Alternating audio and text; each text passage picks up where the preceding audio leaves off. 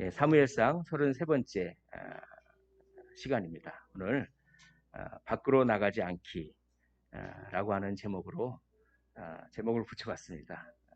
요즘에 밖으로 잘 나가면 안 되잖아요. 그래서 이제 이 본문을 읽고 묵상하고, 그런데 참 한편으로는 고통의 시간이기도 합니다. 본문을 묵상하고 하는 것이. 그런 가운데 하나님께서 내 생각으로 하지 말고 하나님께서 주신 생각으로 해야지 하면서 기도하는 마음으로 밖으로 나가지 말라라고 하는 하나님의 뜻을 묵상 가운데 또 발견해서 그렇게 제목을 붙여봤습니다. 지도를 먼저 보시겠습니다. 사실 오늘 이 본문은 29장이지만 시간 순서로 보면 28장보다 훨씬 앞서 있습니다. 시간 순서대로 기록된 게 아니죠. 자, 한번 보겠습니다. 여기 블레셋 평야라고 하는 곳에 이렇게 5개의 도시가 있었습니다. 자, 가드, 에그론, 아스돗, 아스글론. 그런데 이제 이 사람들이 전쟁을 하기 위해서, 자, 화면을 잘 보십시오. 가드, 에그론, 이 사람들이 아벡이라 하는 곳에 집결합니다. 또 여기 보면 블레셋의 이제 나머지 가사, 아스글론, 아스돗 이런 사람들도, 이 지역의 사람들도 군대를 모아서 또 이렇게 아벡으로 집결합니다. 그러니까 아벡에 블레셋의 5도시가 전부 집결하는 것이죠. 자, 아벡까지 모였다. 이게 몇 장인가요? 이게 오늘 29장이에요. 29장이 맨 시간 순서대로는 맨 먼저입니다.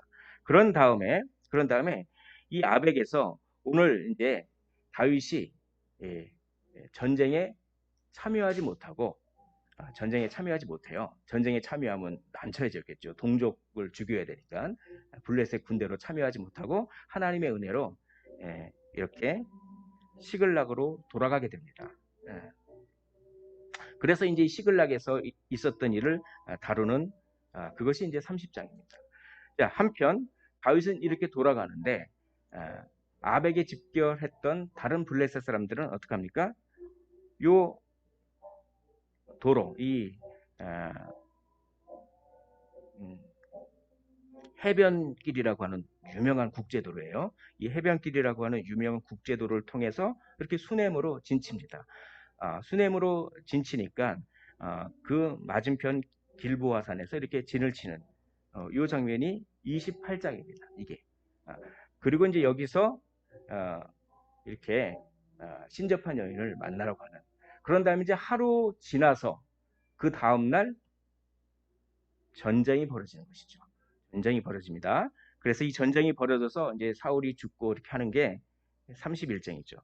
그러니까 원래 순서는 29, 30, 28, 31 이게 시간 순서인데 28장과 29장이 시간으로 떨어져 있는데 그 두 개를 붙여놨어요. 왜 그럴까요?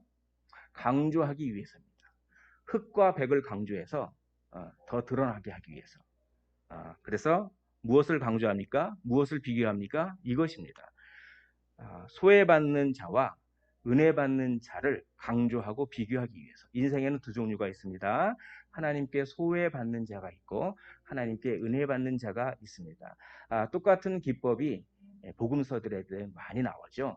그래서 가룟 유다가 예수님을 팔아먹은 것과 향유옥합 부은 그 마리아 사건을 마태복음과 마가복음 같은 데서는 두 사건을 같이 기록합니다. 마치 한나라에 이루어졌던 것처럼. 그러나 그거는 며칠 떨어져 있는 시간 간격이 있는 사건이에요. 왜 그렇게 할까요? 흑과 백을 비교하기 위해서. 가룟 유다는 그렇게 예수님을 팔아먹고 그렇게 배반하지만 마리아는 자기 자신을 그렇게 그냥 그 없는 그 형편에 그렇게 모아놨던 자기 전 재산을 다 그 향유를 깨뜨려서 섬기고 하는 것을 비교하기 위해서 마태복음이나 마가복음 같은 데서도 그렇게 비교해 놓지 않습니까? 오늘도 똑같습니다. 인생에는 소외받는 자가 있고 은혜받는 자가 있는 것입니다. 자, 오늘 본문에도 소외받는 자와 은혜받는 자가 있어요. 특별히 28장에는 사울은 아무리 하나님을 부르짖고 하나님께 뭐 이렇게 물어보고 해도 하나님 침묵하셨어요. 하나님께 소외를 받았어요. 그런데 오늘 29장에는 다윗이 한 게 아무것도 없어요. 근데 하나님이 은혜를 주시는 거예요. 그러니까 소외받는 인생과 은혜 받는 인생을 그렇게 비교하는 것입니다. 그리고 29장 안에도 블레셋 왕이었던 아기스는 그렇게 소외를 받아요. 그러나 다윗은 은혜를 받습니다. 여러분, 두 종류의 인생에서 어떤 인생을 사시겠습니까? 소외받는 인생을 사시겠습니까? 은혜 받는 인생을 사시겠습니까? 라고 하는 질문이 오늘 본문 속에 있는 것입니다. 자, 아기스는 소외받았습니다. 2절에 보면 블레셋 사람들의 수령들은 수백 명씩 수천 명씩 인솔하여 나가고 다윗과 그의 사람들은 아기스와 함께 그 뒤에서 나아가더니 이제 다윗도 되게 어떻게 보면 무기력하죠. 자기 스스로 뭔가 할 수 없습니다. 어쩔 수 없이 블레셋 군대에 끌려서 동족과 싸워야 될 수밖에 없는 그런 상황이에요. 그런데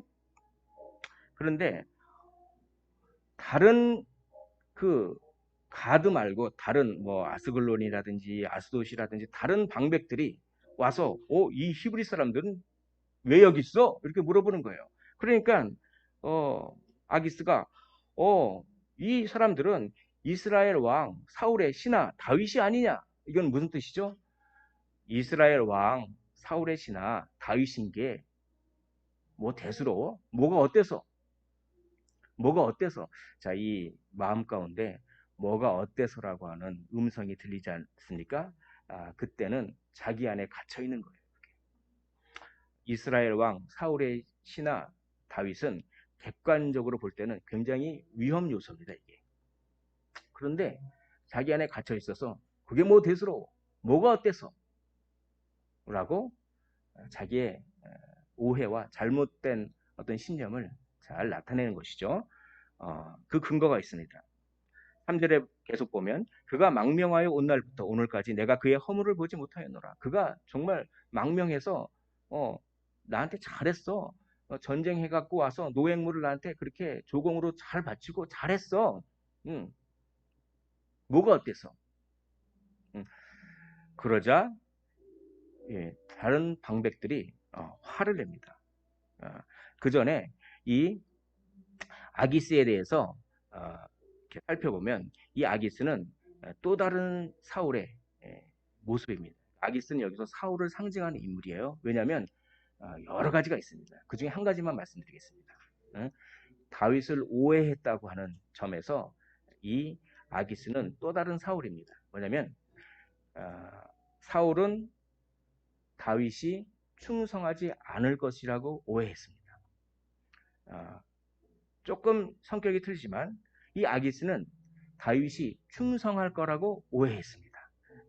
그런 점에 있어서 이 아기스는 사울을 상징하는 그런 인물이죠. 그것 말고도 몇 가지가 더 있는데 일단 그것만 말씀드리겠습니다. 그래서 아기스가 소외받는 장면을 통하여 사울이 소외받는 그런 것들이 연상이 되는 그런 본문에 아주 그런 묘미가 있어요. 자, 블랙셋 방백들이 이제 화를 내는 겁니다. 무슨 말을 그렇게 해? 뭐가 어때라니? 당신은 왕이시여. 당신 안에 지금 갇혀 있습니다. 물론 평소 때야 그럴 수 있겠죠. 그러나 전시 상황이라고 하는 것을 이해를 못합니다. 당신은. 자, 그겁니다. 이 사람을 돌려보내어 왕이 그에게 정하신 그 처소로 가게 하소서라고 하면서 4절에 그가 전장에서 우리의 대적이 될까 하나이다. 전시 상황이라고 하는 특성을 왜 고려를 하지 않으십니까? 왜냐하면 한번 뒤인 적이 있어요. 사람은 역사의 교훈을 받아야 됩니다. 3일상 14장 21절에 전에 블레셋 사람들과 함께 하던 히브리 사람이 돌이켜 사울과 요나단과 함께 한 이스라엘 사람들과 합하였고, 이게 이제 요나단하고 블레셋하고 전투가 일어나는데 용병들이 있어요. 그런데 히브리 사람이면서도 돈 받고 블레셋의 용병이 된 사람들이 있단 말이에요. 돈에 눈이 본 사람이죠. 돈 받고 용병으로 참여해서 같은 민족과 싸우려고 하는, 물론 이 히브리 사람이라고 하는 것이 별도의 제3세계 사람들이다라고 그렇게 설명하는 학자도 있지만, 아무튼 그런데 이게 전세가 하나님께서 은혜를 주셔서 블레셋 사람들이 막 지고 막 혼란스러우니까 이 용병으로 참여했던 히브리 사람들이 돌변해 버리는 거예요. 양심에 찔렸든지 아니면 어, 전세의 우세 한편에 서려고 하는 그런 일종의 좀 얍삽한 생각인지는 모르겠지만 용병으로 참여했던 사람들이 이제는 마음을 바꿔버린 거예요. 그런 일이 있었습니다. 그런 역사의 교훈이 있었습니다. 그걸 예를 딱 들면서 평소 때는 당신한테 다윗이 그렇게 잘할지 몰라도 전시 상황에서는 언제 배반할지 모릅니다. 이건 위험 요소입니다. 왜 그렇게 상황을 객관적으로 바라보지 못하고 음, 자기 안에 갇혀 있습니까? 이건 굉장히 정연한 논리예요. 이거는 정말 이렇게 얘기하는 거예요. 그 화내면서 자 그런 다음에 또 있습니다. 4절에 그가 무엇으로 그 주와 다시 화합하리까? 이 사람들의 머리로 하지 아니하겠나이까? 아니 망명을 했으면 사울에게 미움을 받아서 망명했으면 오히려 거꾸로 한번 생각해 보십시오. 왕이시여. 오히려 이 전쟁을 통하여서 예, 이 블레셋 사람들을 많이 죽여서 그래서 사울에게 미움받은 것을 보상하려고 하지 않겠습니까? 오히려 그런 논리예요. 논리가 정연하죠. 예, 그렇게 이야기를 하는 것입니다. 사태를 좀 똑바로 바라보십시오. 자기 안에 갇혀 있지 말고 이렇게 블레셋 방비액들이 이야기를 하는 것입니다. 사울과 아기스는 공통점이 있습니다. 다 자기 안에 있었어요. 자기 안에 있었어요. 그래서 소외를 시키고 소외를 당했습니다. 편견이죠.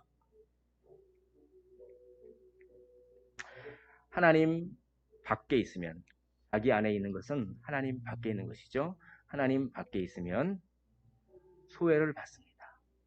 하나님으로부터 또 궁극적으로는 사람들에게도 소외를 받는 것입니다. 하나님은 은혜만을 주시는 분이 아닙니다. 하나님은 심판과 징계도 주시는 분이세요. 그래서 이런 질문이 오늘 본문이 우리에게 하는 질문입니다. 하나님께 무엇을 받으시겠습니까? 하나님께 은혜 받으시겠습니까? 징계 받으시겠습니까? 하나님께 은혜 받으시겠습니까? 아니면 소외 받으시겠습니까? 라고 오늘 본문이 물어보는 것입니다. 왜냐하면 모든 사람은 다 하나님께 받아요. 은혜를 받든 징계를 받든 다 받습니다. 두 종류의 인생이죠. 어떤 인생을 사시겠습니까? 라고 오늘 본문이 저에게 이렇게 다가왔습니다. 그래서 그것을 같이 한번 나눠보고자 이런 질문을 제가 같이 공유합니다. 이렇게 아기스는 자기 안에 갇혀서 소외받는 인생이었지만 이제 은혜받는 인생이 있습니다. 다윗은 은혜받는 그런 인생을 삽니다. 근데 오늘 다윗이 한 게 하나도 없어요. 다윗은 오늘 자기가 뭐 노력한 게 하나도 없고 그냥 받기만 해요. 그런데 이게 사실 핵심입니다. 이게 핵심이에요. 하나님께서만이 다 하실 수 있다라고 하는 것이 오늘 본문의 가장 큰 핵심입니다. 다윗은 은혜를 받는 인생을 살았습니다. 28장 2절에 아기스가 다윗에게 이르되 그러면 내가 너를 영원히 내 머리 지키는 자를 삼으리라. 너는 나의 근위병이 돼야 돼. 나의 최측근에서 근위병이 돼야 돼. 이 얘기를 딱 들었을 때 덜컥했죠. 큰일 났다 이거. 내가 참 영적으로 무기력해서 아무리 사울 쫓아오는 걸 잘 피해 다니고 그리고 사울의 목숨을 2번이나 구해줘도 그랬는데 사울은 마치 나를 쫓아다니는 것을 중독병에 걸린 것처럼 나를 쫓아다니는 것을 포기하지 않으니 아무리 해도 노력의 결실을 맺지 않으니 안 되겠다. 그냥 블레셋으로 망명해버리면 사울이 그치겠지. 라고 이제 좀 실수를 했죠. 우리가 언제까지나 영적으로 항상 건강하진 않아요, 사람은. 무기력할 때가 있지, 영적으로. 다윗도 그런 존재예요. 성경은 영웅전이 아닙니다. 인간의 연약함 그대로 그리고 그런 인간에도 불구하고 하나님께서 일하심을 통하여 하나님의 영광을 드러내는 것이 성경이죠. 자, 다윗도 그렇게 실수했어요. 자, 그런데 하나님께서 이제 다윗에게 충격요법을 주시는 거예요. 갑자기 아기스가 자 이제 우리가 우리 블레셋이 이렇게 전투하기로 결심했어. 예, 나는 너를 믿으니까 너는 우리 블레셋 군에 속해서 그것도 나의 예, 측근에서 근위병으로 이스라엘과 싸워야 돼. 이게 엄청난 이게 다윗에게는 충격이죠. 무기력합니다. 다윗이 할 수 있는 게 아무것도 없습니다. 우리의 삶에서도 이런 것들이 많이 있습니다. 무기력하고 내가 할 수 있는 게 아무것도 없을 때 그때 어떻게 할까요? 성경은 그때 어떻게 하라고 합니까? 어렵더라고요. 정말 내 힘으로 할 수 있는 것도 많이 있지만 그거 안 하면 게으른 거죠. 그런데 인생은 내 뜻대로 안 될 때가 많잖아요. 어떤 환경과 사람들과 이 모든 어떤 조합들이 내가 어떻게 합니까? 그런 인생의 어떤 큰 벽 앞에서 너무나 무기력하고 내 자신이 보잘것없고 초라하고 뭐 내가 할 수 있는 게 아무도 것도 없고 그때 뭘 해야 됩니까? 말씀을 묵상하면서 그것을 묵상해 봤습니다. 오늘 말씀을 통하여서. 그런데 오늘 말씀은 우선 이 생각을 품으라. 이렇게 말하는 것 같습니다. 제가 그렇게 묵상을 했어요. 뜻하지 않은 데서 실마리가 풀립니다. 자, 이게 너무 중요하더라고요. 사탄은 우리에게 어떻게 속이는지 아십니까?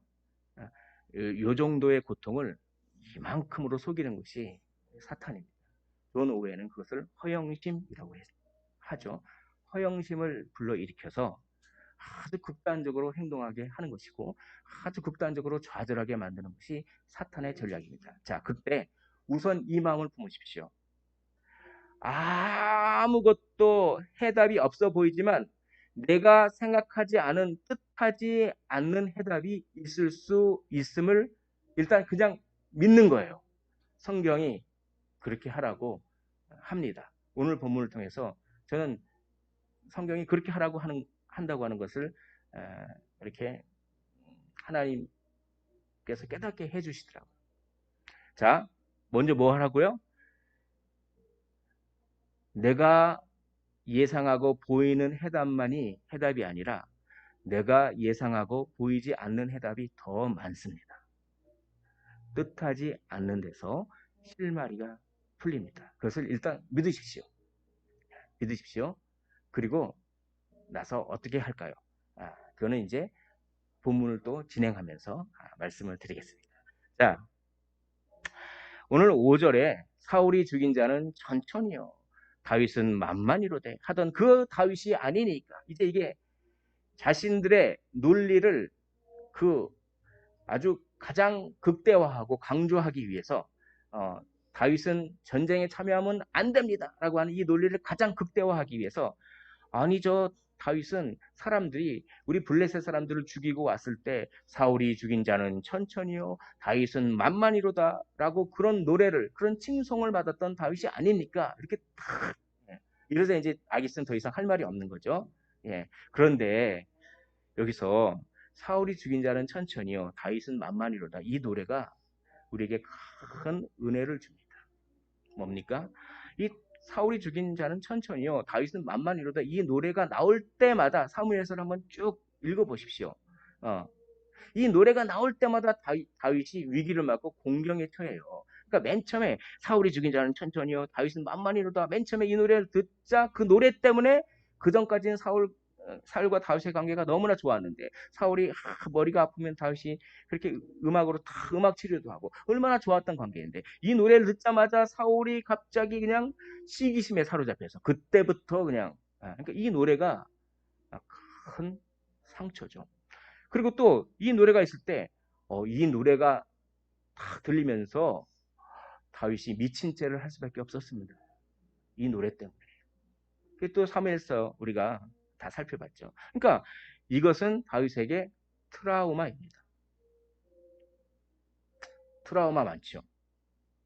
일종의 트라우마입니다. 그런데 이렇게 다윗을 괴롭혔던 이 노래가 지금은 다윗을 구원하는데 사용되는 것이죠. 하나님은 우리의 트라우마마저도 사용하셔서 우리를 구원하실 수 있는 분임을 믿으시기를 원합니다. 뜻하지 않는 데서 실마리가 풀립니다. 다윗을 괴롭혀왔던 것이 다윗을 살려줍니다. 하나님은 구원을 위하여 트라우마까지도 선하게 사용하시는 그분을 믿으시기를 원합니다. 과거의 아픈 상처가 늘 우리를 괴롭힙니다. 그래서 상처를 받을까봐 두려워하기 십상입니다. 하나님을 두려워해야 하는데 상처를 두려워하는 경우가 많죠. 그러나 하나님께서 만지시면 상처도 구원의 도구가 됩니다. 그래서 우리는 이런 결론을 얻을 수 있죠. 상처와 트라우마가 문제가 아닙니다. 무엇이 문제일까요? 하나님께서 나를 만지시는지 여부. 그것이 가장 심각한 문제입니다. 내 안에 상처와 트라우마와 어떤 고난이 있으면 그 자체가 문제가 아니라 하나님이 나를 지금 만지시고 있는지 만지시지 않는지, 내가 하나님께 은혜 받는지, 내가 하나님께 소외 받는지가 더 심각한 문제라는 것입니다. 오늘 스스로에게 한번 질문해 보십시오. 나는 지금 심각한 문제에 빠져 있는지. 내가 심각한 문제라고 생각한 것은 하나님 보시기에는 축복의 통로일 수 있습니다. 그러나 내가 축복이라고 생각하는 것이 하나님 보시기에는 심각한 문제일 수 있음을 오늘 본문은 이야기합니다.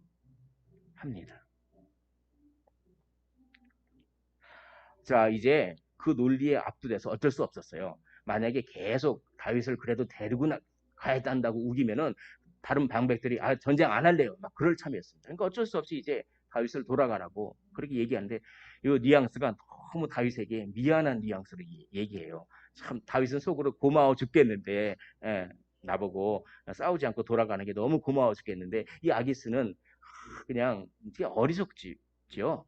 자기 안에 갇히면 어리석습니다. 스스로는 지혜롭다 생각하지만 너무 어리석어요. 오늘 보면은 아기스가 얼마나 어리석은지를 그냥 그 뉘앙스가 다 그래요. 아기스의 어리석음을 강조하고 있어요. 스스로 갇힌 자가 얼마나 어리석은지. 그래서 되게 어떻게 보면 다윗에게 너무나 좋은 얘기인데도 너무나 미안해하는 그 뉘앙스로 내가 정직해서 내가 나한테 온 날부터 오늘까지 내가 정말 성실하게 그냥 그렇게 잘하고 내가 악이 있음을 내가 보지 못했어. 참 미안해. 뭐 이런 뉘앙스로. 근데 다른 사람들이 그렇게 하니 어쩌겠냐. 너는 평안히 돌아가서 블레셋 사람들의 수령들에게 밉보이지 말라. 거슬러 보이게 하지 말라. 이 얘기를 들었을 때 다윗은 이거 하나님이 하셨구나. 할렐루야. 막 기뻐했겠죠. 그런데 다윗이 연기파 배우입니다. 연기를 아주 잘해요. 8절에 속으로는 좋으면서 내가 당신 앞에서 오늘까지 있는 동안에 뭐 잘못한 거 있습니까? 전 싸우고 싶은데 뭐 이런 얘기죠. 당신이 종에게서 무엇을 보였기에 내가 가서 내 주 왕의 원수와 싸우지 못하게 하시나이까.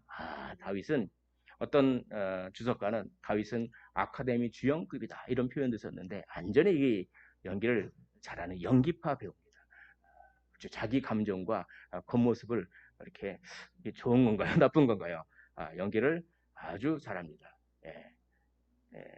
아주 잘해요. 그래서 우리 청소년들은 연기를 아주 잘한다를 이렇게 표현합니다.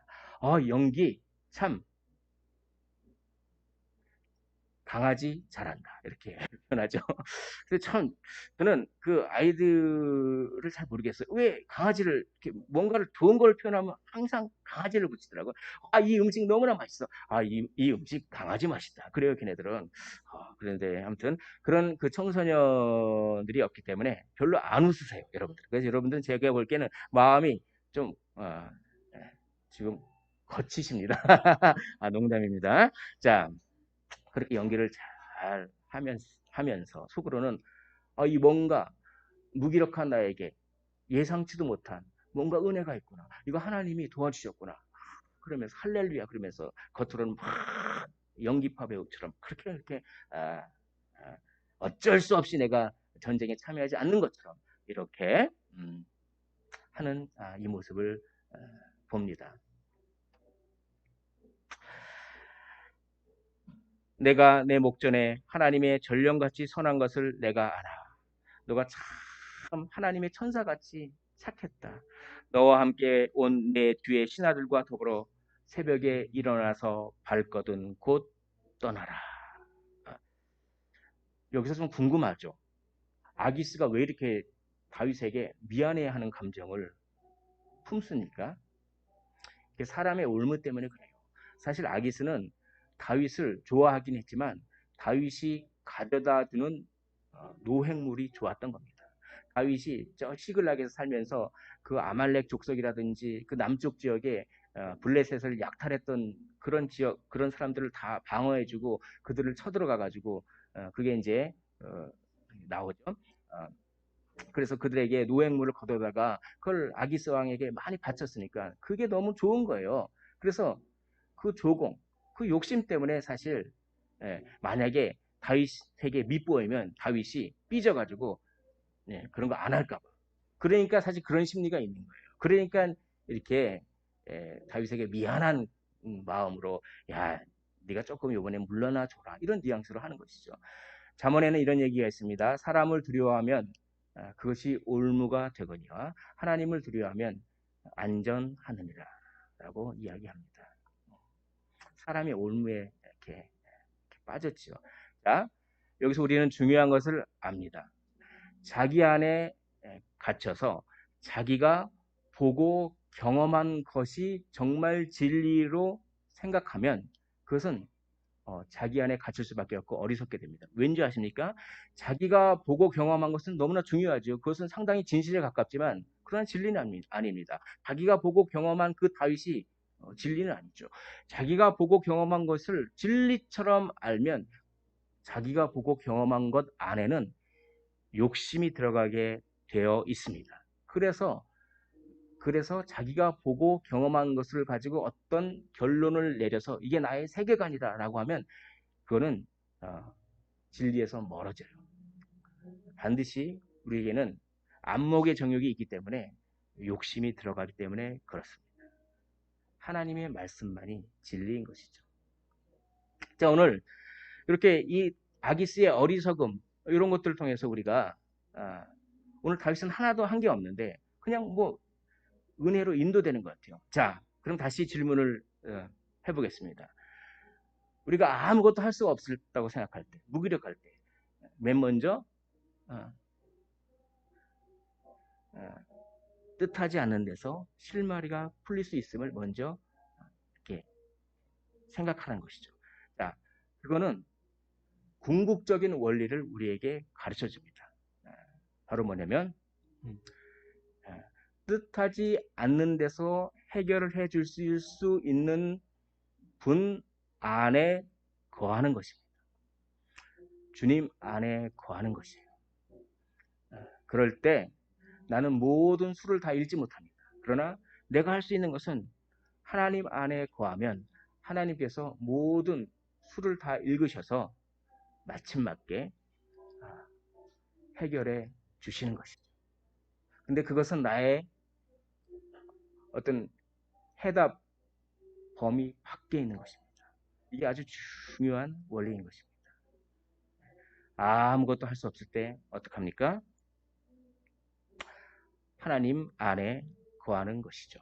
자, 11절에 보면 아침에 일찍이 일어나서 떠나 블레셋 사람들의 땅으로 돌아가고 블레셋 사람들은 이스라엘로 올라가니라. 이 말씀이 이따가도 한 번 더 살펴보겠지만 이 말씀이 참 그냥 평범한 말씀 같은데 저는 은혜를 받았습니다. 원래 가야 할 운명과 정반대의 운명을 가게 되는구나.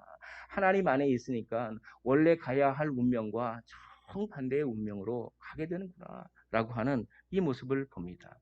원래 블레셋 사람들과 같이 이스라엘로 올라가야 되지만 그들을 떠나 돌아가게 되는 것이죠. 원래 우리가 가야 할 운명은 무엇입니까? 우리는 죽음입니다.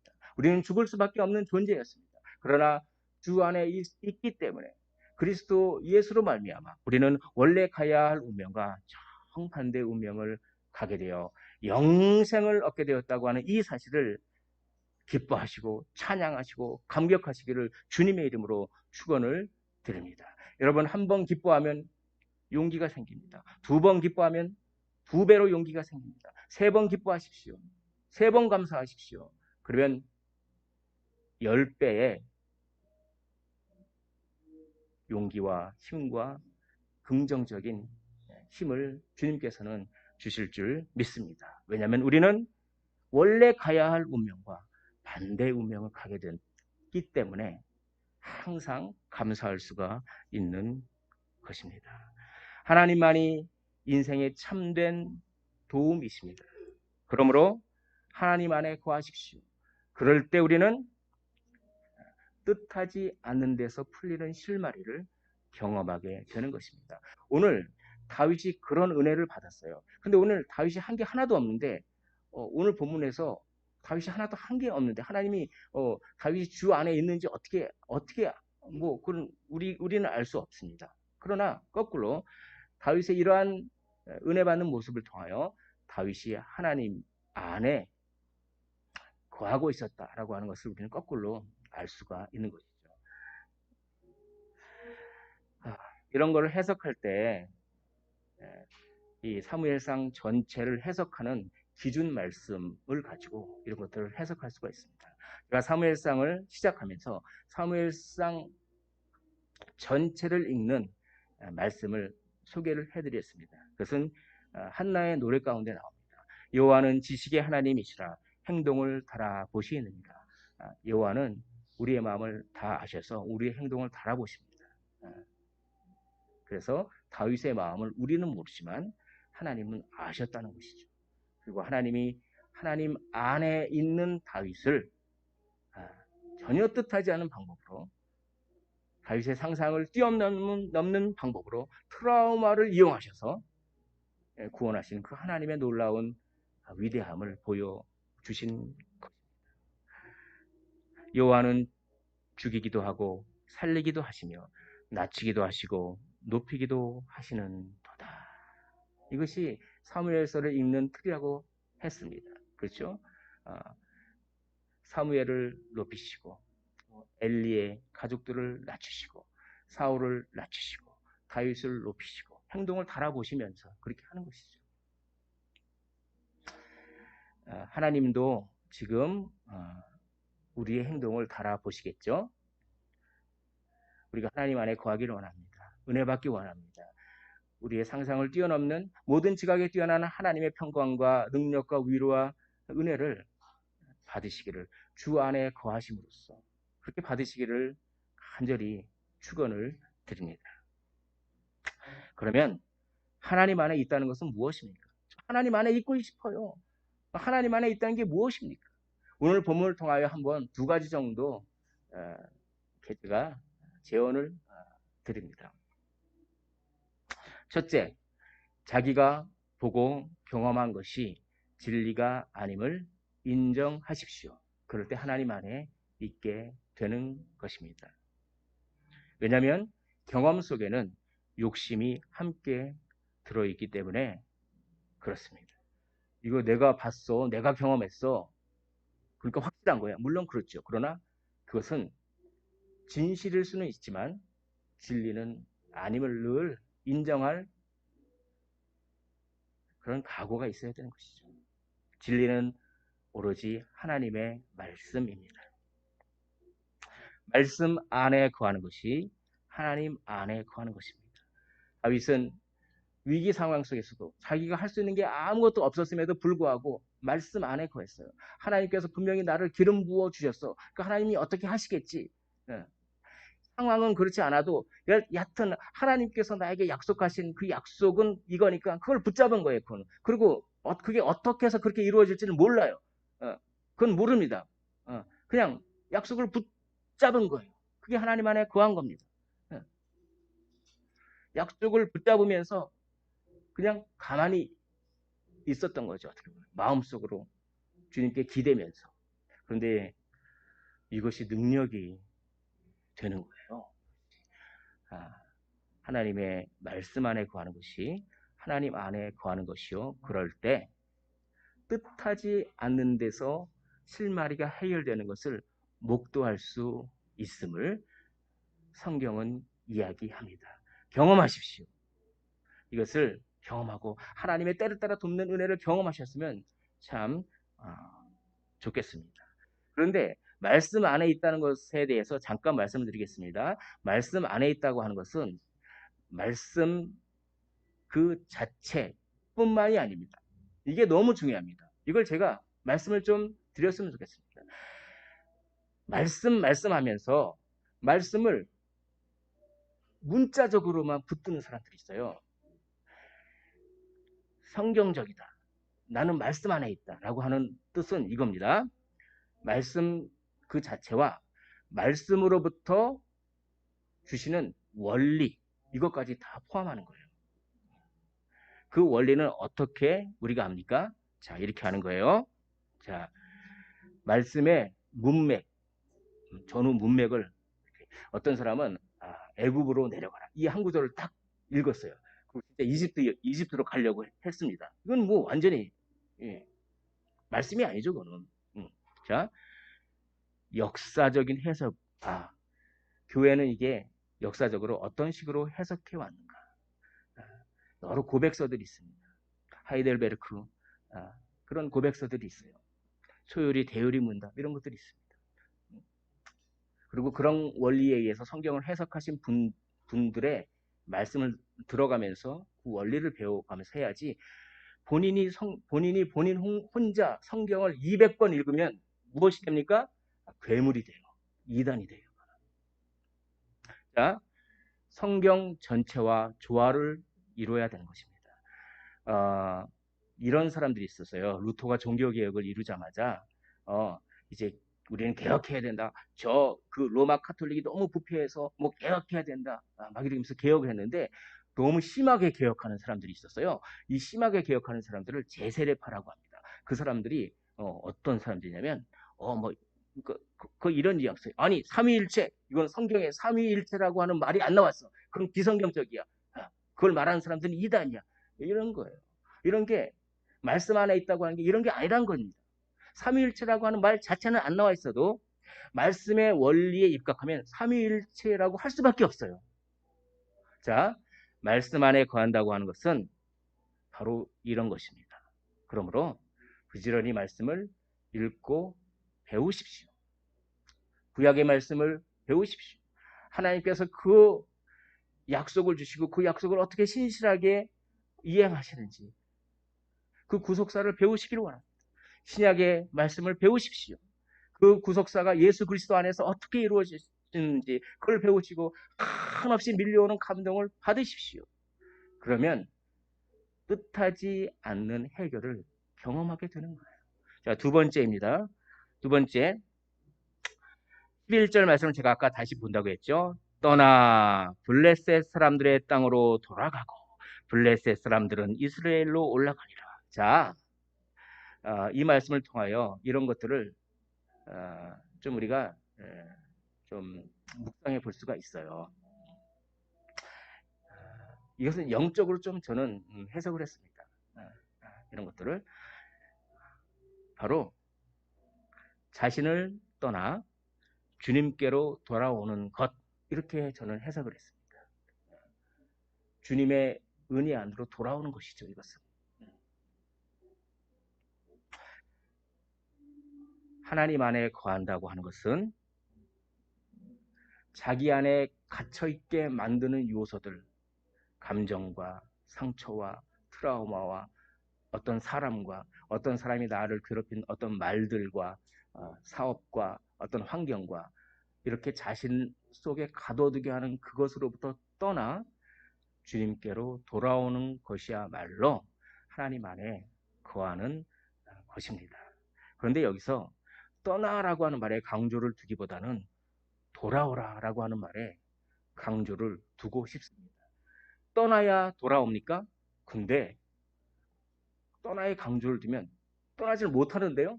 나는 아무리 상처를 잊고 싶은데 상처가 계속 생각나는 걸 어떡합니까? 그걸. 그럼 하나님 안에 못 거하는 겁니까? 온전히 떠날 수 있습니까?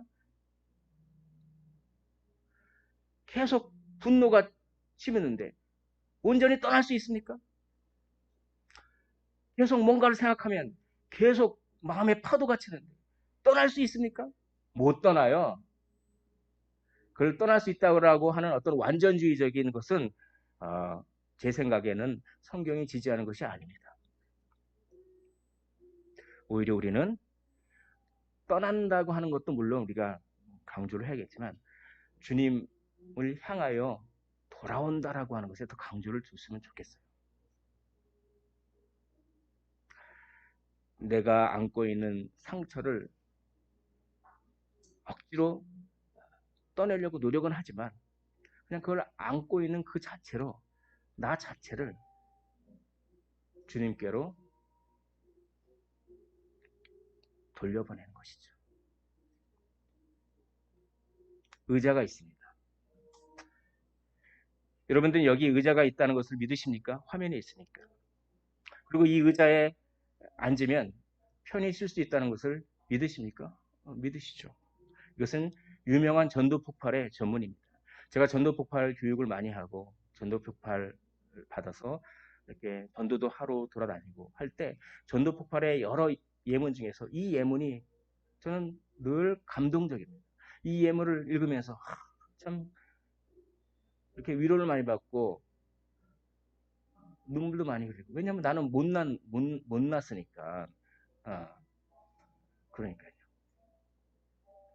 의자가 있다는 것을 믿으시죠.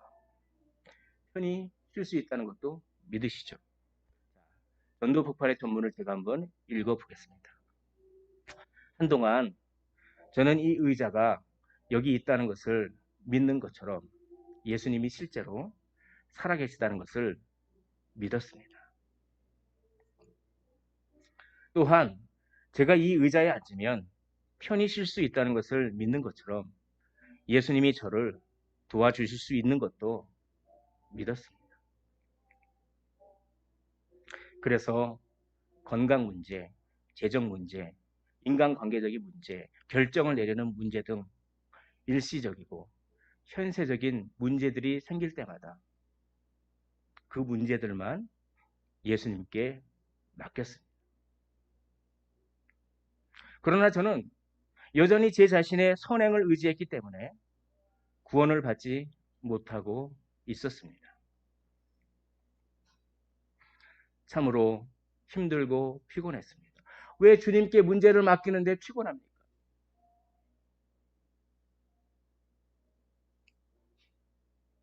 그러던 어느 날 저는 저의 구원을 위해 이 모든 문제들을 아는 채 제 자신을 예수님에게 맡겼습니다.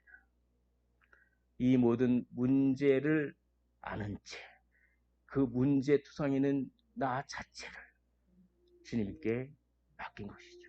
이런 것들을 구원 얻는 신뢰하는 믿음이라고 합니다. 떠나기보다는 주님께 맡기고 주님께 돌아오십시오. 트라우마가 있으면 어떻습니까? 상처가 있으면 어떻습니까? 화가 나면 어떻습니까? 미움이 생기면 어떻습니까? 용서가 안 되면 어떻습니까? 우리는 원래 그런 존재거든요. 그 문제를 그대로 떠안고 주님이라고 하는 의자에 문제투성이인 나 자신을 맡기십시오. 얼마나 평안하고 기뻤는지 몰라요. 이렇게 전도합니다. 이럴 때 참 저도 많은 은혜를 받고 이것이 하나님 안에 거한다는 것이죠. 이걸 조금 쉽게 더 말씀드리겠습니다. 제가 개인적으로 많이 사용하는 것입니다. 내 문제를 모두 안고 주님께 맡긴다는 것을 어떻게 그럼 실천합니까? 좀 더 구체적으로. 제가 개인적으로 기도하는 방법. 이렇게 합니다. 주님 어떻게 합니까? 어찌 이러합니까? 주님 어떻게 합니까? 어찌 이럽니까? 이걸 해요, 저는. 상황에 대해서. 주님 어떻게 합니까? 왜 이렇게 짜증나는 상황이 있습니까? 어떻게 합니까? 어찌 이럽니까? 어찌 상황이 이럽니까? 상황에 대해서 이럽니다. 사람에 대해서. 주님 어찌 합니까? 저 사람이 왜 저렇습니까? 저 사람이 왜 나에게 저렇게 합니까? 어찌 이럽니까? 라고 합니다. 그러나 가장 중요한 것이 있습니다. 나에 대해서. 주님, 어떻게 합니까? 나는 왜 이렇게 반응합니까? 나는 왜 이렇습니까? 어찌 이렇습니까? 나는 왜 부글부글 끓습니까? 여기서 나에 대해서를 빼고 상황에 대해서, 사람에 대해서만 적용하면 다윗이 아니라 사울이 됩니다. 하나님을 이용해 먹는 것밖에 안 되는 것이죠. 후회는 할 수 있지만 회개는 할 수 없습니다. 먼저 힘드니까 상황에 대해서 어찌합니까? 어찌 이럽니까? 사람에 대해서 어찌합니까? 어찌 이럽니까? 그러나 나에 대해서 이거를 하는 것이죠. 여기서 하나님께서 만져주시는 그 만져주심을 경험하면서 녹아내리는, 응어리가 녹아내리는 것입니다. 이것을 죄의 죽음의 교리라고 합니다.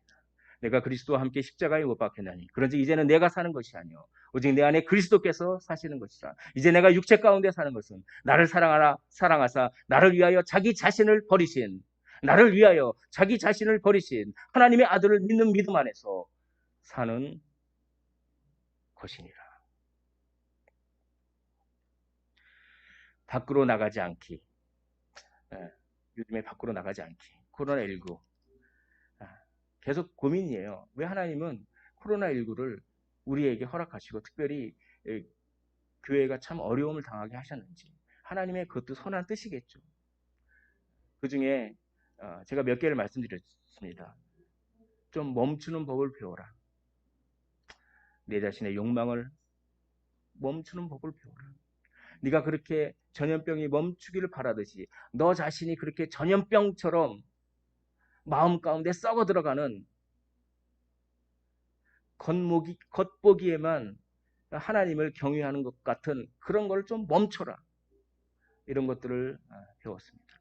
오늘 두 번째로 밖으로 나가지 않기를 통하여 좀 주님 안에 거하는 법을 배워라. 주님 안에 거하는 법을 배워라. 이렇게 하나님께서 말씀하는 것 같았습니다. 주님 안에 거하는 법을 배우십시오. 하나님의 말씀 안에 거하는 법을 배우시기를 원합니다. 하나님께 문제투성이를 안고 그대로 하나님께 맡기는 방법을 배우시기를 원합니다. 하나님께서 뜻하지 않는 방법으로 해결해 주시는 하나님의 놀라운 손길을 경험하시기를 간절히 원합니다. 말씀을 정리하겠습니다. 사울과 아기스, 그렇죠? 오늘 사울을 상징하는 아기스는 소외받았습니다. 자신 안에 갇혀 있어서 그랬던 것이죠. 그러나 다윗은 은혜 받았습니다. 하나님 안에 거해서 그랬습니다. 주님 밖으로 나가지 않기. 앞에 주님을 붙여봤습니다. 주님 밖으로 나가지 않기. 말씀 안에 거하십시오. 주님 어떻게 합니까? 어찌 이럽니까? 라고 주님께 맡기시기를 원합니다. 상황에 대해서, 사람에 대해서, 나에 대해서. 그러므로 말미암아 하나님의 때를 따라 돕는 은혜와 정말 상상치 못할 방법으로 해결의 실마리를 주시는 하나님을, 선하신 하나님을 많이 경험하시기를 주님의 이름으로 축원을 드립니다. 기도하겠습니다.